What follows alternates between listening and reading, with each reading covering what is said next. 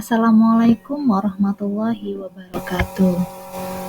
Anak-anak sekalian, bagaimana kabarnya? Semoga dalam keadaan sehat walafiat. Amin Allahumma amin. Anak-anak sekalian, untuk pertemuan kali ini kita akan membahas materi meyakini kitab-kitab Allah menjadi generasi pencinta Al-Quran yang toleran. Adapun tujuan pembelajaran yang akan kita capai yaitu menjelaskan makna iman kepada kitab-kitab Allah Subhanahu wa Ta'ala dan analisis rasul-rasul yang menerima kitab. Sebelum memasuki materi pembelajaran, yuk kita pantun dulu. Untuk menghilangkan virus dan kuman, membasuh tangan dengan sabun cuci. Manusia hidup perlu pedoman dari Allah, kitab suci. Membuka pintu gunakan kunci. Kunci disimpan di bawah koran. Yakini semua kitab suci, pahami dan amalkan Al-Quran. Baiklah anak-anak, yang pertama yaitu pengertian iman.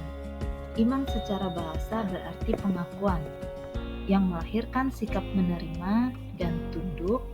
Sedangkan secara istilah, iman berarti membenarkan dengan hati, mengikrarkan dengan lisan, dan membuktikan dengan perbuatan.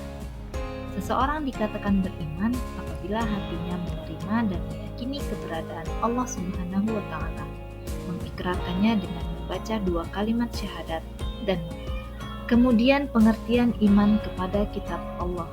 Adapun yang dimaksud dengan iman kepada kitab-kitab Allah Subhanahu wa Ta'ala adalah membenarkan bahwa Allah Subhanahu wa Ta'ala mempunyai kitab-kitab yang diturunkan kepada para rasul.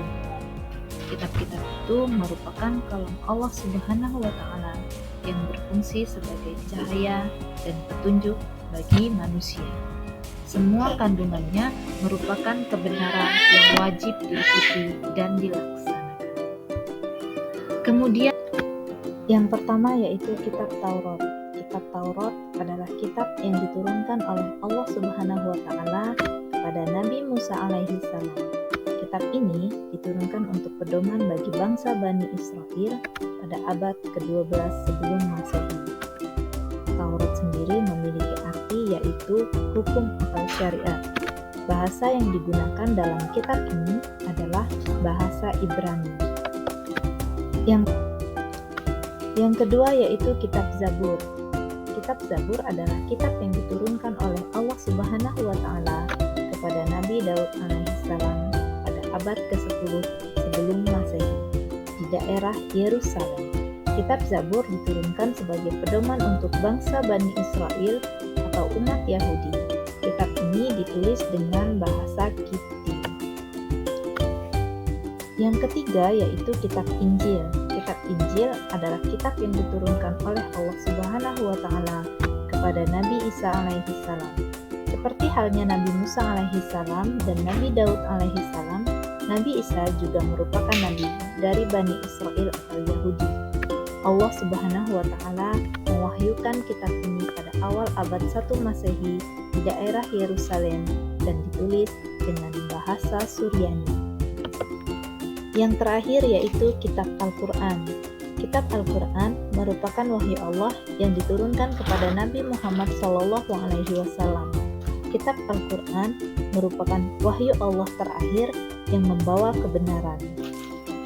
Kitab Al-Quran mencakup isi dan membenarkan kitab sebelumnya, yaitu Taurat, Zabur, dan Injil. Kitab Al-Quran diturunkan pada abad ke-7 Masehi dan dalam kurun waktu 611 sampai 632 Masehi. Al-Quran ditulis dan diturunkan oleh Allah dalam bahasa Arab. Itulah tadi materi makna iman kepada kitab-kitab Allah dan nama kitab dan rasul penerimanya. Semoga anak-anak dapat menyerap ilmu dengan baik. Sekian materi kali ini, Ibu akhiri. Wassalamualaikum warahmatullahi wabarakatuh.